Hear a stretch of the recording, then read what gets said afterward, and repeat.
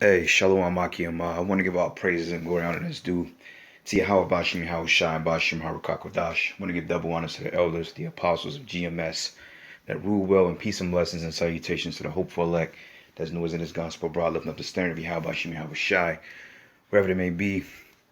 Only thing I want to say real quick, this is going to be a quick lesson, but I may have like a precept or three or two. But hey, brothers, this thing is here, man. It's here, and I don't know if it's really dawning on brothers, but it's really, I only thing I can say is that this thing is here. This chip, this prophecy is finna like swift. It's finna quickly come to pass, man. Okay, I just clicked on a video by the apostle, and this was on here from RT. This is RT America. Okay, Russia Today, America's headquarters. And this is not necessarily mainstream media. This is not your CNN propaganda, your selective news service. This is none of the fake news. This is not like basically your fake news media source. This is considered what you call alternative news. Okay, which some of it is questionable, but most of it is pretty legit. But RT is a more reliable source than CNN, NBC, MSN Money. Those are different resources, And only thing I could say is that the mark of the beast is here. This thing can come to pass any day now, man. Okay, and the Lord, He's working, brothers. He's moving. He's moving, man. The Lord is actually doing. We're living in a time of what the prophets of old have wished to see. Like Yahweh Shai said, He said, "Look, there have been many great men and prophets that wish to see the things you see, and we're living testimony of that."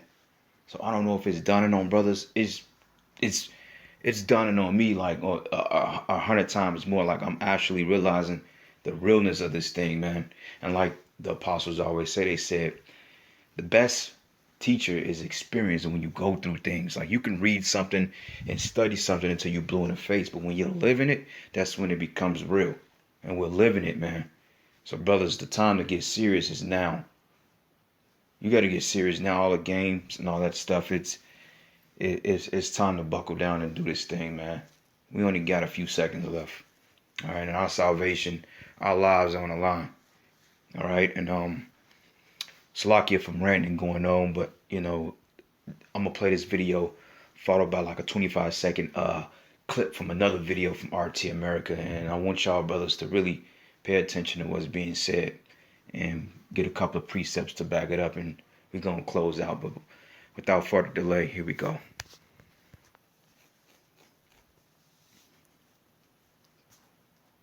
Microchips are no longer things of science fiction movies. They are now a reality, and they are actually not as new as some might think. In fact, the first microchip implants actually date back to the tail end of the 1990s. This week on In Question, host Manila Chan was joined by legal and media analyst Lionel, who says these chip implants might only be the beginning, and it might be a good idea to maintain a healthy level of skepticism about them.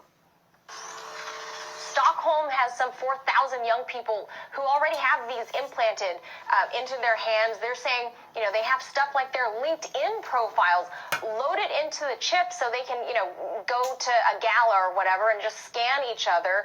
And then here, you have my contact information. I mean, as you always say, what can go wrong? I mean, isn't this a quicker way to, rather than having to remember, oh, this is Lionel, this is Manila. How about this? Stockholm syndrome? Coincidence? I don't know. But let's talk about this. Let's assume eventually I'm able to hack this. And you do this with your children and your dog and your family one day because you want to be able to monitor your no more Megan alerts. But because Lionel, I know where my Biohacks argues that by implanting this into your hand, into your skin, it's less hackable somehow than, I don't know, wearing an RFID blocker, wallet in your back pocket. That this thing in your hand would be less hackable.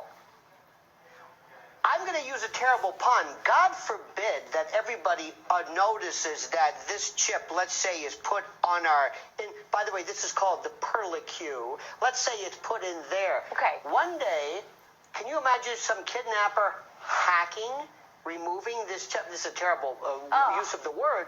But let me also say, we're going to go into it, and then what if these are able to secrete information? What if they're able to leave things? What if you are never able to take them out? What if they become a part of you? What if through this organic transmogrification, this now, you can take it out. It's there. You are forever branded. And I don't want to wax biblical. I'm certainly not the person to go to. But when they talk about the mark of Cain, and they talk about the mark of the You have all of this Antichrist stuff, and all of real quickly, you have all of this information stored in your brain. There's a new DARPA project that's been worked on for the last couple of years that you would say transhumanism. What's scary about that word? But DARPA's working on this thing that's going to help your memory. It's basically, I don't know, it sounds like an external hard drive that somehow helps your memory. Why is this scary? Because they're going to also implement AI, artificial intelligence, and remember this as being the most frightening, AGI, artificial general intelligence. All right, there you have it. Microchips for everyone. One for you, one for the puppy, one for grandma. In case you needed a terrifying image this close to Halloween. You can watch In Question Monday through Friday at 12, 1, and 2 p.m. Eastern. And that's it for Just Press Play. We'll see you back here next week. And as always, don't forget to question more. All right, now they're basically talking about how you can't take this chip out. All right, so I'm gonna get a precept and I'm gonna go to the other video, but this thing is here, brothers, man. I mean, that's just what it boils down to. There's no denying it. All you skeptics, you critics out there, look, man, you either with it or you not.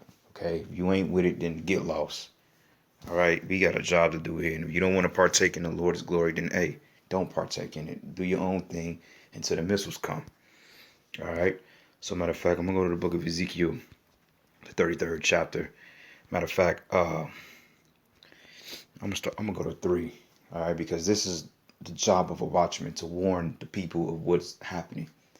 Okay, people may say this sounds redundant, this is repetitive, this is mediocre at best. Look, man, the Bible constantly repeats itself. If you go from the book of Numbers to Exodus to Deuteronomy to Leviticus, you notice that the law is completely, constantly reiterated to the children of Israel. Why? Because Jake has a short attention span. You could tell Jake something, 10 minutes later he's going to forget it. And you know how I know that's true? Because being poisoned in a society mentally, somebody can tell me something in 10 minutes, man. It's in the back of my mind because I can retain things pretty well, but some things I just can't retain. You tell me something 10 minutes later, I forget it because my mind is constantly moving. That attention span, it's like you got to struggle to retain information. Okay, so this is the book of Ezekiel 33, and I'm going to start at verses 17. Ezekiel 3 and 17, it says, Son of man, I've made thee a watchman unto the house of Israel. Therefore, hear the word at my mouth and give them warning from me. So this is a direct order from the Most High Yahweh to warn his people of what's happening and what's going to happen before it happened. That way you can know that it's divinely inspired of the Most High when things come to pass. We've been speaking on this and it's coming to pass. But yet you people still find fault and you buck up. Okay, you buck up and you still want to question stuff. No. This is what it is. Now it's time to really buckle down and get acclimated to what's going on. All right. And it says, and when I say unto the wicked, thou shalt surely die. And the wicked is talking about Israelites, man. Okay. And it says, and thou givest him not warning, nor speakest to warn the wicked from his wicked way, and to save his life, the same wicked man should die in his iniquity. And iniquity is sin built on sin. But the blood I will require at thy hand. So you guys out there that's afraid to speak on a chip, then hey, the Lord is going to require the blood of your congregation at your hands. Even though your congregation is going to die from following you, nonetheless, you're going to get a harsher judgment because you didn't warn these men and tell them the right way. And it says, if thou yet warn the wicked, and he turn not from his wickedness, nor from his wicked way, he should die in his iniquity. But thou hast delivered thy soul. And I'm concerned about delivering my soul. Okay? I'm in this truth for me and Yahweh Shai, okay? Ultimately for the Lord. But I'm in this thing for me, man. I'm not in this for the Apostle Tahar. I'm not in this for the brothers in my camp. Though we lean on one another, the scriptures say, provoke each other to our righteousness. Roughly paraphrasing it. I'm in this for their embetterment of the truth and to be better men in the truth. I am there for them. I do this for them. But ultimately, I'm in this for my salvation. I'm not in this to get another brother's salvation. That's not my job. My job is to make sure I get delivered, because it's only one ticket per person. Now, you can have people that make it off your ticket, which is your family, your wife, your kids, etc. But, that's a whole different complicated story, and not getting into anything personal, but right now I'm concerned about myself, as other brothers should be too. Okay, so it says deliver thy soul. And this is the reason why we go so hard on these prophecies, man, because it's required. All right. This is the book Ezekiel 33, and I'm going to start at verses 33. It says, and when this cometh to, it says here, and when this cometh to pass, lo, it will come. Then they should know that a prophet has been among them. And this is the chip is coming to pass. Okay. So anyway, let me go to the next video. And we're going to take it from there. Revelation 2. Revelation 3, the hour of temptation that come upon the whole world. Alright, so bear with me one moment, brothers. Because there's one particular point that was made in this new video that really stood out. And I want y'all to listen to this.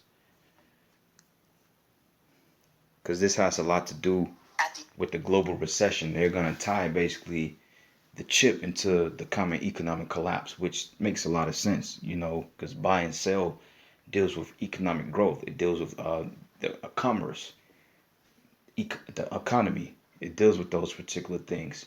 So it makes sense that the chip is going to replace the current monetary system. It's just plausible. It makes a lot of sense, Institute of Production and Recording. We believe in sharing what we know to inspire what comes.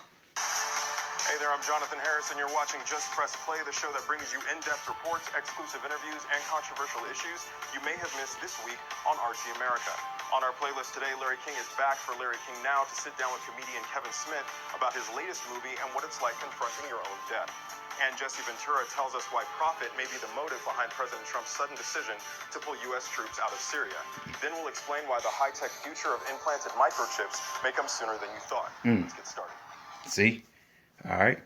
That right there. Now, this is a 24-minute, 30-second video. Now, I'm going to listen to the rest of this video. Not on this video, but sometime tonight, maybe tomorrow, if I get a chance. And I'm going to do a follow-up on this through the Spirit, because what he just mentioned, that's interesting, and that should intrigue brothers to dig deeper into this thing. Okay, he says, why implanted microchips will come a lot sooner than what people anticipate.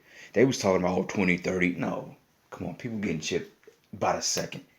All right, this thing can be as little as next year. They're already trying to pass what you call, they already passed it. It's required for you to get what you call the real ID for those people that like to travel, go abroad, or like to get out of the country. And those of you plane riders, if you want to travel, now you have to get what you call the real ID. If you want the information on that, look on the page. I think a few weeks ago I did like 2 or 3 updates on the real ID, how it's going to tie into the mark of the beast setup.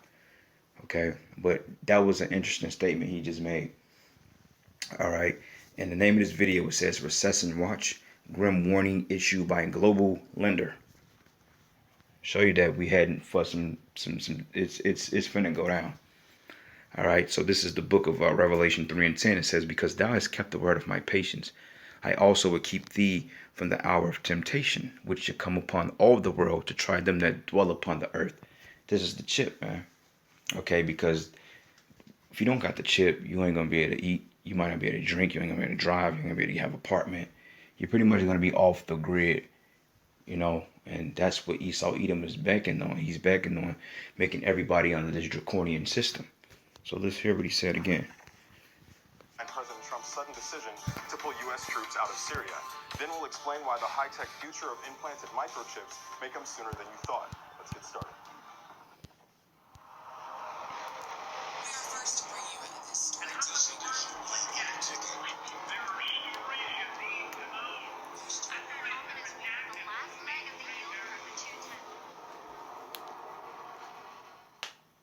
If you're familiar with the characters, Jay and Silent Bob, you're probably familiar with actor and filmmaker Kevin Smith. The characters have appeared. All right, so this is the book of Revelation 13:6, and it says, "And he calls it all, both small and great, rich and poor, free and bond, to receive a mark in their right hand or in their foreheads."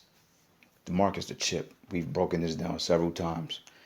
All right, we went into the etymology root word of charagma, what it means. We've broken this word down. It's thousands of videos done from our church alone going into this chip. And it says, "And that no man might buy or sell, save he that had the mark, or the name of the beast, or the number of his name." Okay, so this is going to be required to.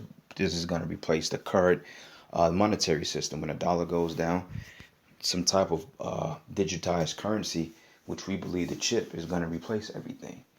That's just the way that everything is going. That's why you have all these apps and different types of wireless algorithms, so to speak. And it says, "And here is wisdom.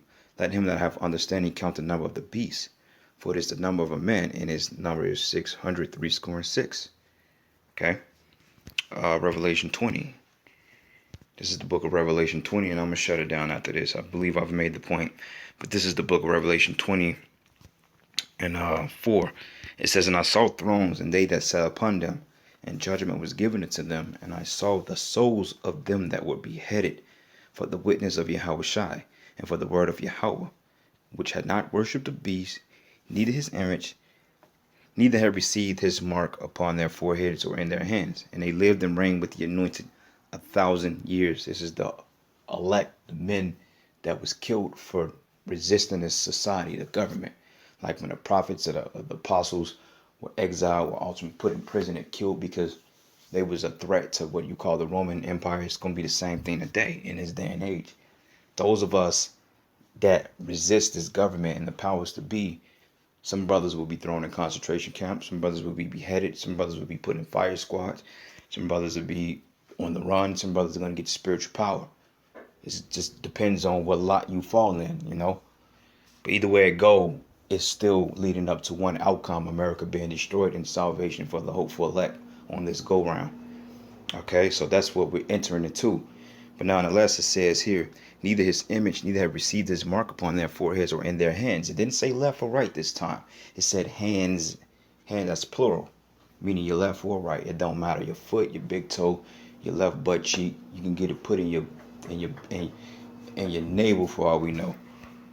Either way it go, you know, you take the chip, you're going to be destroyed. And if you don't take the chip, you may still be destroyed. So either way it go, it's a lose-lose, but win-lose situation, because even though you may die, you're still winning because you didn't take the chip if you in the truth. Now, you got people that's not going to take the chip, that ain't in the truth, is going to be destroyed anyway because they're wicked.